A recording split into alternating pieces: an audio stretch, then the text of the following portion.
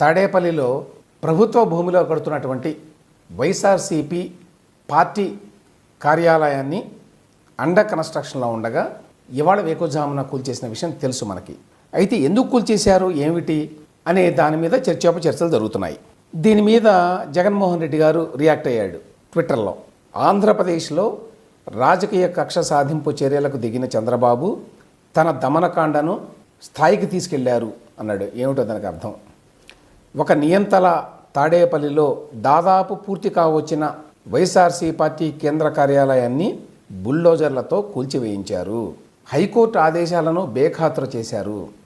రాష్ట్రంలో చట్టం న్యాయం పూర్తిగా కనుమరుగైపోయాయి అని ఈ విధంగా రాసుకుంటూ వచ్చాడు.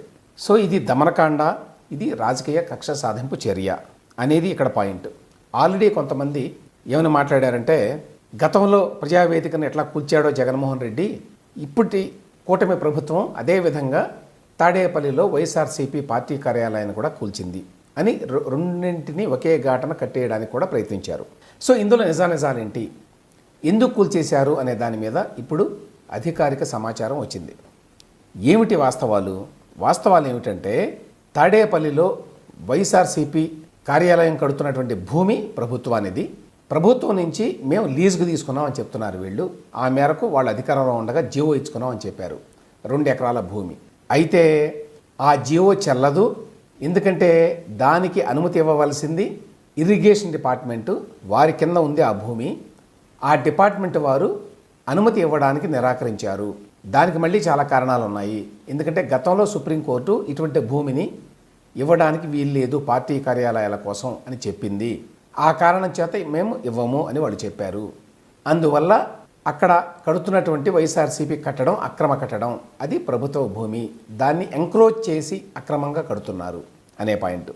దాని వివరాలు ఏమిటంటే, 5/1/2023న అప్పుడు డొక్కా మాణిక్య వరప్రసాద్ గారు జిల్లా అధ్యక్షులుగా ఉన్నారు వైఎస్ఆర్సీపీ పార్టీకి. ఆయన దరఖాస్తు చేశాడు. ఏంటి, అక్కడ బోట్ యార్డ్ స్థలం, అది ఆ బోట్ యార్డ్ స్థలాన్ని వైసీపీ ఆఫీస్కి కేటాయించండి అని. దాని మీద తెనాలి సబ్ కలెక్టర్ 1/2/2023న ప్రపోజల్ పంపిస్తూ సిఆర్డీఏ వాళ్ళు 5.35 ఎకరాలు సీడ్ యాక్సెస్ రోడ్డు కోసం చెప్పి మార్కింగ్ చేశారు ఇక్కడ. సో ఈ భూమిని కేటాయించాలంటే ఇరిగేషన్ శాఖ అనుమతి కూడా కావాలి అని చెప్పి రాశారట దాని మీద. అయితే ఇరిగేషన్ శాఖ అనుమతులు తీసుకోకుండానే ఈ ప్రపోజల్ క్యాబినెట్లో పెట్టి అనుమతి తీసుకున్నారు. అందులో స్పష్టంగా ఇరిగేషన్ శాఖ అనుమతి తీసుకున్న తర్వాతనే పెట్టాలి అని ఉంది. 16/2/2023న జీవో నెంబర్ 52 విడుదల చేశారు. అందులో కూడా స్పష్టంగా ఇరిగేషన్ శాఖ అనుమతి తీసుకోవాలి కానీ స్పష్టంగా రాశారు. అప్పటికే ఏమైందంటే, ఇరిగేషన్ శాఖ వారు అనుమతి కోసం వాళ్ళని అడిగితే, వాళ్ళకి అప్లై చేస్తే, ఆ శాఖ chief engineer C Narayana Reddy గారు ఆయన పేరు, ఆయన ఏం చెప్పారంటే, ఈ బోట్ యార్డ్ స్థలాన్ని పార్టీ ఆఫీసులకు ఇవ్వడం సుప్రీంకోర్టు గతంలో ఇచ్చిన తీర్పులకు విరుద్ధం. ఆల్రెడీ నేషనల్ గ్రీన్ ట్రిబ్యునల్లో సచివాలయం కోసం ఇటువంటి స్థలాన్ని ఇచ్చిన కేసు ఒకటి నడుస్తోంది, అది విచారణలో ఉంది, అందువల్ల దానిని ఇవ్వడం కుదరదు అని చెప్పారు.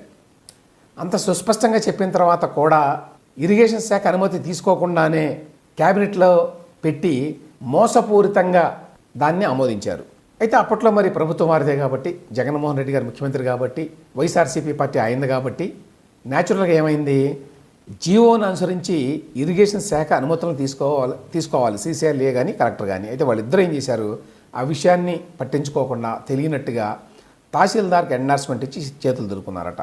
సో ఈ తహసీల్దార్ గారు 31/3/2023న ఆ స్థలాన్ని ఇరిగేషన్ శాఖ అనుమతి లేకుండానే వైసీపీ పార్టీకి అప్పగించేశారు. అంతేకాదండి, అదొక పాయింట్. రెండవది ఏంటంటే, ఒకటి, ఇరిగేషన్ డిపార్ట్మెంట్ యొక్క అనుమతి లేకుండానే ఆ జీవో ఇవ్వడం చెల్లదు. ఆ జీవో వాళ్ళే తెచ్చుకొని భూమిని స్వాధీనంలోకి తీసుకున్నారు. రెండవది, ఆ భూమిలో ఏదైనా కట్టడం నిర్మించాలి అంటే దానికి ప్రాపర్ అనుమతులు కావాలి, అప్రూవల్స్ కావాలి, అవేమీ తీసుకోవాలా. భవన నిర్మాణానికి మరి సిఆర్డీఏ నుంచి ఏ విధమైన అనుమతులు లేకుండానే మొదలుపెట్టారు. బహుశా ఏమై ఉంటుంది, ప్రభుత్వం మనదే, మనల్ని అడిగేవాడు ఎవడు అనుకుని ఉంటారు 2023లో కదా. ఆ తర్వాత కూడా వచ్చేది మన ప్రభుత్వమే కదా, కాబట్టి మనకు సమస్యలు ఏముంటాయి అని చెప్పి అనుకొని ఉంటారు. అయితే దీని మీద పెద్ద ఎత్తున ఫిర్యాదులు వచ్చినాయట, సమాచార హక్కు చట్టం కింద దరఖాస్తులు కూడా వచ్చినాయట. సో దాంతో కొంత భయపడి తాడేపల్లి మున్సిపల్ కార్పొరేషన్ వాళ్ళు 20/5/2024 అంటే మొన్న మే నెల 20వ తేదీన వైసీపీ పార్టీ వాళ్ళకి షోకాజ్ నోటీస్ ఇచ్చారట. ఇరిగేషన్ శాఖ అనుమతులు లేకుండా మీరు ఈ భూమిని ఎట్లా తీసుకున్నారు స్వాధీనంలోకి అని. వైసీపీ వాళ్ళు సమాధానం ఇవ్వకపోతే జూన్ 1వ తేదీన, గుర్తుంచుకోండి ఇవన్నీ కూడా మొన్న ఎన్నికల ఫలితాలు రాకముందే, జూన్ 1వ తేదీన మరొకసారి నోటీసులు జారీ చేశారు. అప్పుడు కూడా వైసీపీ సమాధానం ఈ నేపథ్యంలో కొత్త ప్రభుత్వం ఏర్పడిన తర్వాత మొన్న 14వ తేదీన తాడేపల్లి మున్సిపల్ కమిషనరు కూల్చివేత ఉత్తర్వులు ఇచ్చాడు. రామ్కీ ఇన్ఫ్రా సంస్థ వాళ్ళు ఈ బిల్డింగ్ని కడుతున్నారట. రామ్కీ అంటే వాళ్ళు పెద్ద బిల్డర్సే. వారు జగన్మోహన్ రెడ్డి గారికి చాలా సన్నిహితులైనటువంటి పారిశ్రామికవేత్తలు. వాళ్ళకి ఇచ్చారట ఈ పార్టీ ఆఫీస్ కట్టమని.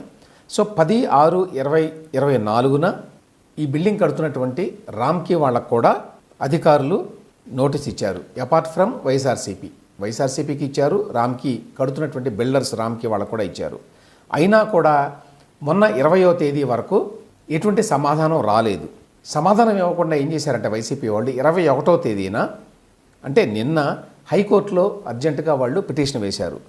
పిటిషన్ వేస్తే హైకోర్టు ఏం చెప్పింది, దీని మీద చర్య తీసుకోవడానికి ఏమీ లేదు, మేము నిబంధనల ప్రకారం అధికారులు చర్యలు తీసుకోవాలి ఏం తీసుకున్నా కూడా అని మాత్రమే అన్నారు. కానీ దీన్ని వక్రీకరించి ఇక్కడ ఏమన్నాడండి మన జగన్మోహన్ రెడ్డి గారు, కోర్టు ధిక్కరణకు పాల్పడి కోర్టు ఆదేశాలను ధిక్కరించాట. అది కరెక్ట్ కాదు. కోర్టు ఆదేశాలను ఏమాత్రమో ధిక్కరించలేదు. ఎందుకంటే కోర్టు ఏం చెప్పిందంటే నిబంధనలకు అనుగుణంగా ఏ చర్యలైనా తీసుకోండి అని చెప్పింది. సో వీళ్ళు నిబంధనల ప్రకారమే, దానికి ఇరిగేషన్ డిపార్ట్మెంట్ వారి అనుమతి లేకుండా అక్కడ నిర్మాణం జరగడానికి వీల్లేదు. ఇరిగేషన్ డిపార్ట్మెంట్ వారు నిర్మాణానికి అంటే అసలు ఆ ల్యాండ్ని ఇవ్వడానికి నిరాకరించారు. సో ఆ నేపథ్యంలో ఇది అక్రమం కాబట్టి సిఆర్డీఏ చట్టం సెక్షన్ 115 ప్రకారం అక్రమ నిర్మాణాలను కూల్చివేసే హక్కు సిఆర్డీఏ అధికారులకు ఉన్నది. కాబట్టి దాని ప్రకారం దీన్ని కూల్చివేశారు ఈ భవనాన్ని. అది పాయింట్ ఇక్కడ. అంతేకాదు సెక్షన్ 114 ప్రకారం ఈ అక్రమ నిర్మాణాలను కొనసాగించిన వారిపై చట్ట ప్రకారం చర్యలు తీసుకొని 3 ఏళ్లు జైలు శిక్ష విధించడానికి కూడా చట్టంలో అవకాశం ఉంది అని కూడా చెప్పారు.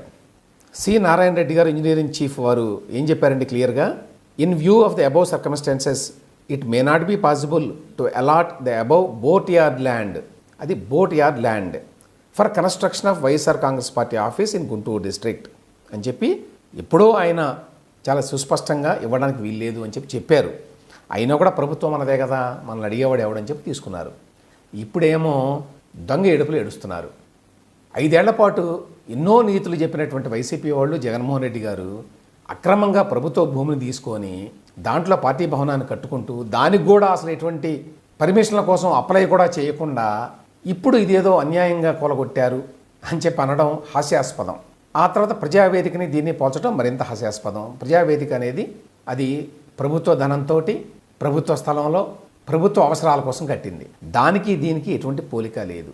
ఇది ప్రభుత్వ భూమిలో ఒక ప్రైవేటు వ్యక్తులు, ఒక పొలిటికల్ పార్టీ అనుమతులు లేకుండా అక్రమంగా స్థలం కూడా వాళ్ళ సొంతది కాకపోయినా ఆక్రమించుకొని కడుతున్నారు. అది రెండింటికి తేడా.